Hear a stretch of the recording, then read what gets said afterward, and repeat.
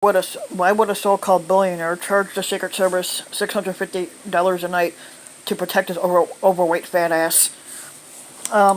Last year, 45's inbred son, 45, Eric Trump, fucking ugly fucker, was asked about Secret Service protection at 45's organization properties.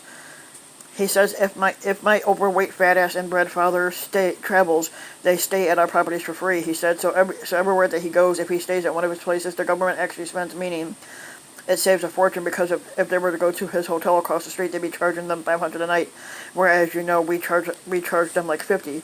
You'll be stunned to learn that this is not true.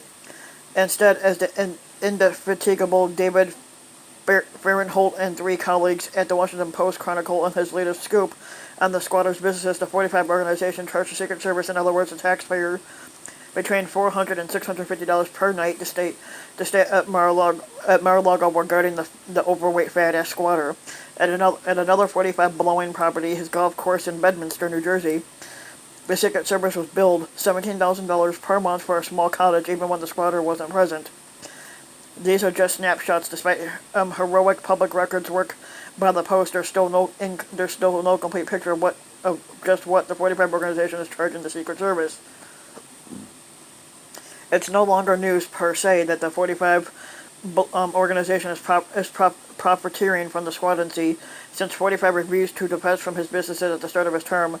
That's been inevitable. There's the massive emolument scandal of the 45 International Hotel in D.C. There are 45 Scottish properties at which he invited the vice squatter to stay, then charged the taxpayer tens of thousands of dollars for it. There was his shameless choice to hold the G7 summit at his Doral resort, a decision so universally reviled that the White House quickly reversed it. One of the arguments the administration offered for picking Doral was that it would allow savings on security. He's not making any money off of this, just like he's not making any money from working here, insisted acting White House Chief of Staff Mick Mulvaney. The News Post story shows that was almost certainly false. He would have made money for hosting it there. New or not, the question remains: why does a billionaire charge the Secret Service? Why does a so-called billionaire charge the Secret Service $650 to stay at his property to protect his overweight fat ass, even if he's there or not? The issue is not whether taxpayers should pay for squatter protection. They should, unequivocally. The question is about the cost. As the Post notes, other squatters who allowed the Secret Service to use their properties, including both Bush's and Bill Clinton, didn't charge them. None of those squatters owned a for-profit business while serving as squatter either. Perhaps only 45 knows the answer to why he's charging so much, but here are a few theories as to why a so-called rich man would gouge his bodyguards and constituents for that kind of money. The squatter is simply a penny pinching asshole. In 1990, spies started mailing progressively more mythical checks to rich people to see who would go through the trouble of cashing them. Only two people cashed the smallest checks for 13 cents: an arms dealer and 45. 45 is the kind of guy who, while running a huge real estate business, routinely stiffed contractors out of four-figure checks. Why wouldn't he squeeze every cent out of this too? The profiteering is the point. With apologies to my colleagues, Adam Serwer, 45's squatterole run was conceived more as a publicity stunt than a serious policy initiative. He'd set out to make money, and if winning the election wasn't really part of the plan, then that didn't mean it didn't contribute to the ultimate goal. It's about defiance. So many of 45's actions can easily be explained trolling, or at least as a kiss-off. If you tell him he can't do something, he'll do it. What other explanations is there for announcing, in the midst of an impeachment investigation over abuse of power, that you'll direct a major international summit to your own resort? Some people will be appalled by the other charges, but there's nothing they can really do. When you're a squatter, they let you do it. You can do anything. He feels he's entitled to everything. The extravagant charges are hypocritical, because 45 has made great show of donating his presidential salary, squatterable salary, which technically he really hasn't.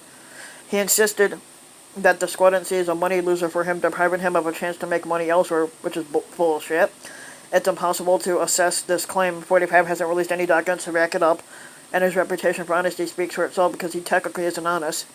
It does appear that political backlash against the squatter has hurt business at some of his properties. 45 may view the money he makes from the Secret Service as the least taxpayers can do to mitigate his selfless sacrifices in making America great again, and a meager return for him. He's not really a billionaire, which you already knew he wasn't.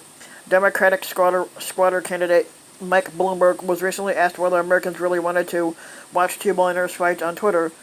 Two billionaires, who's the second one? Bloomberg equipped. Questions about 45's real net worth have circulated for years. When journalist Tim O'Brien, now a Bloomberg advisor, reported in 2005 that 45 was worth like $250 million, 45 sued him for $5 billion. The suit was dismissed. Whenever any investigation has gotten near 45's business, he's gone ballistic, or perhaps their better explanation is that he's a paper billionaire with a cash flow problem. 45 may be worth billions on paper, but his empire is built on borrowing. He once called himself the king of debt, which he technically is because he filed bankruptcy 6 times. That means he has to service his loans, for which he needs cash. But several of his businesses seem to be struggling to bring in money, which could mean he struggles to move cash out of the door too. As the Post previously reported, Doral is one of several properties that has seen its income tank. Revenue has also fallen at some of his hotels. One of the few hotels that seems to be thriving is the 45 International Hotel in D.C. Even though it does have its own struggles, yet the 45 organization is looking to sell the lease on the hotel for a record sum. On paper, that seems illogical. Why would the 45 organization sell a property that's thriving? And if it's thriving because of its connection to the squatter, why would another operator pay a huge price for value that would dry up once it's sold? One answer would be that the 45 organization is seeking a large cash infusion so that it continue to service its debts. Charging $650 per night for Secret Service agents doesn't add up to the reported $500 million asking price for the D.C. hotel, but 45 has spent roughly a third of the squadroncy at his own properties, and all the right nights there to start to add up to a steady stream of cash flowing in from captive buyers. Just how much is unclear though, because neither the 45 organization nor the government will tell or release any documents.